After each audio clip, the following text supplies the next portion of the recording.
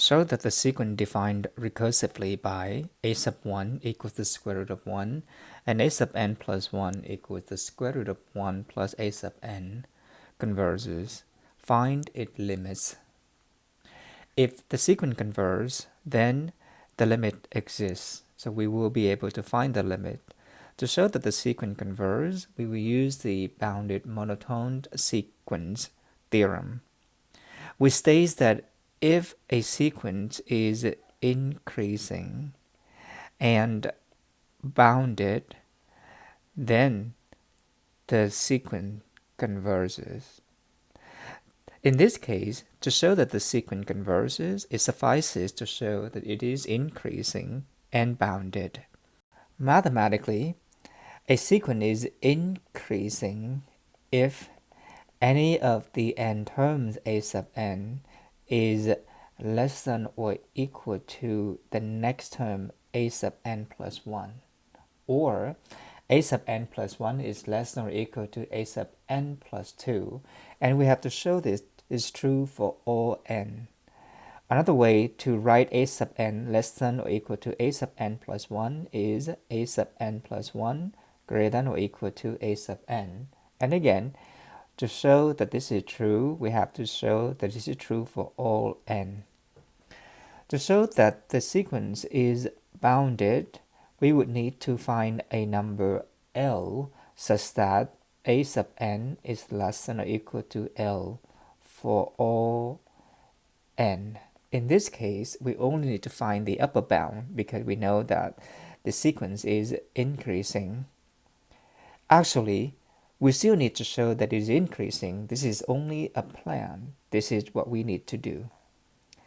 To show that the sequence is bounded, we observe that this is a statement about a natural number n, so we will use the principle of mathematical induction, which states that if the base case is true, and if n is true, or assuming that n is true, if we can also show that the case n plus 1 is also true, then the statement p sub n is true for all n. Again, assume that we have p sub n. We need to show that p sub n plus 1 is true. To show that the sequence is bounded, first we need to have a statement for the boundedness. We will show that the sequence a sub n is less than 2, so it is bounded above by 2, using the principle of mathematical inductions. The base case is when n equals 1. A sub 1 is the square root of 1, and clear enough, this is less than 2, so the base case is true. Then we assume that it is true for the n case, which is a sub n. We assume that a sub n is less than 2. This is the assumption. But what is a sub n?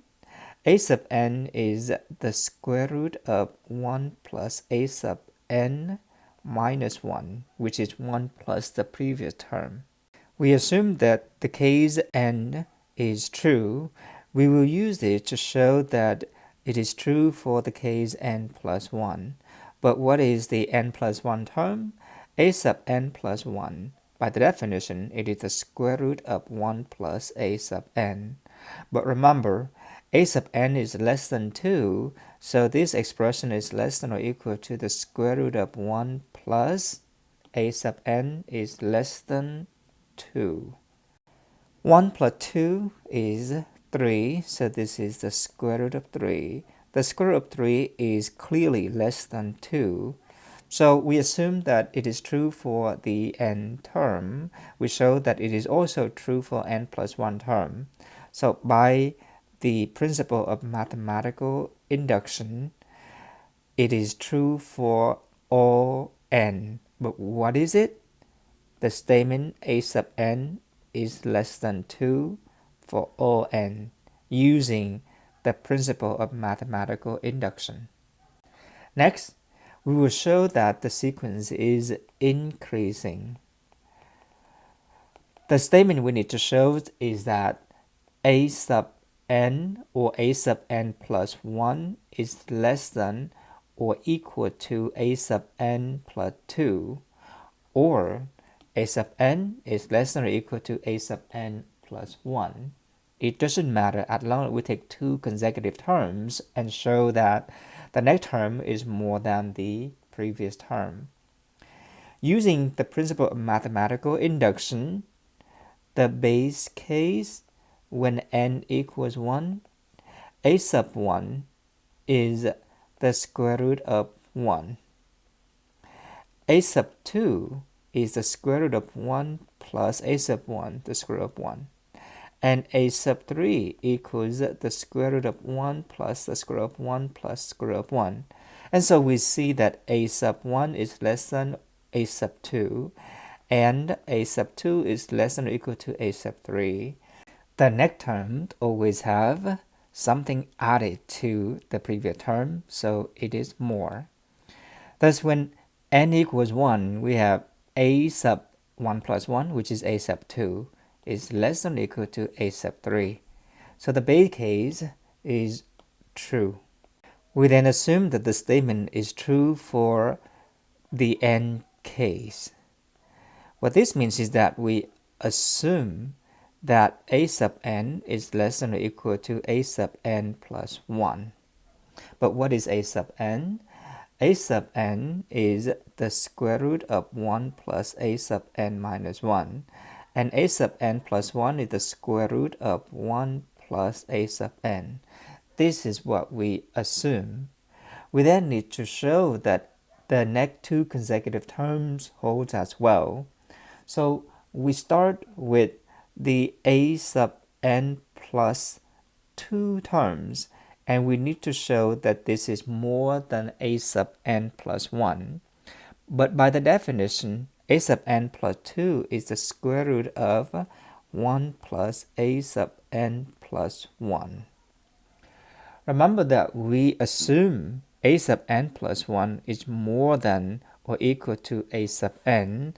So we can write this as greater than or equal to the square root of 1 plus a sub n.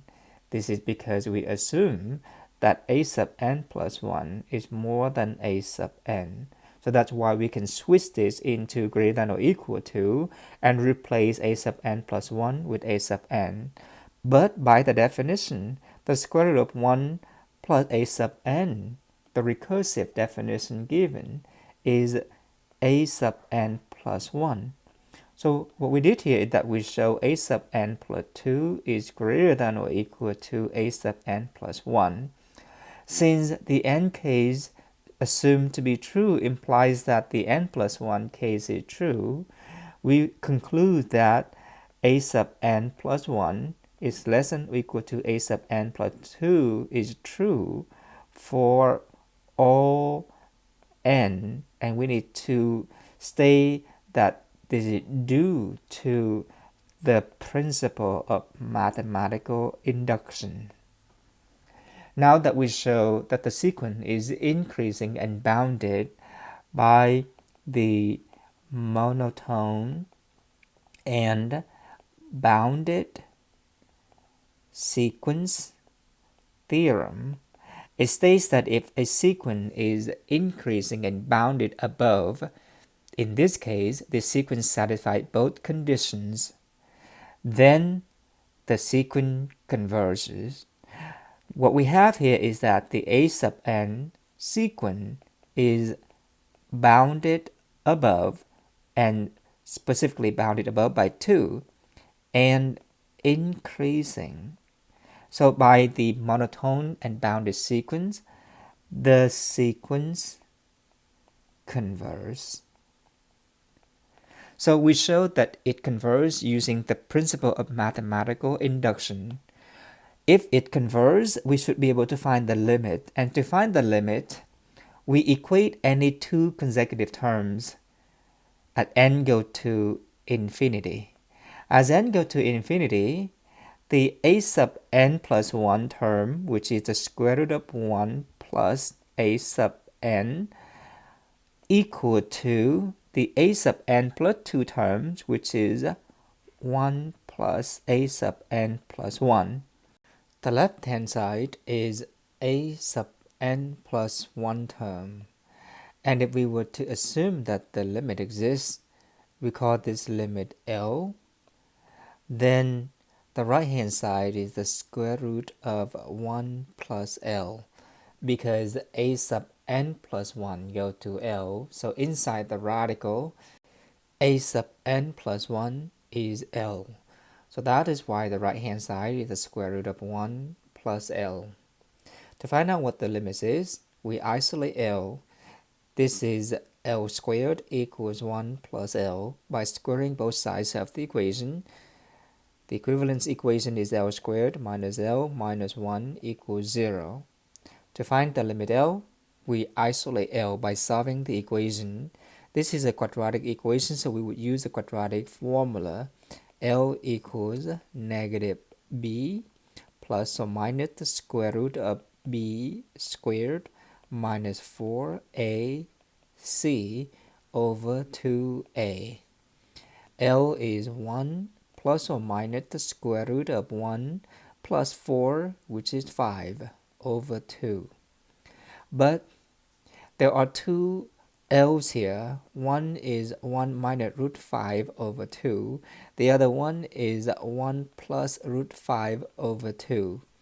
Since the sequence consists of positive numbers only, the square root of 1, the square root of 1 plus 1, and so on, there is no negative limit. And so we conclude that the limit of this sequence given is L equals 1 plus root 5 over 2. This number happened to be a golden number.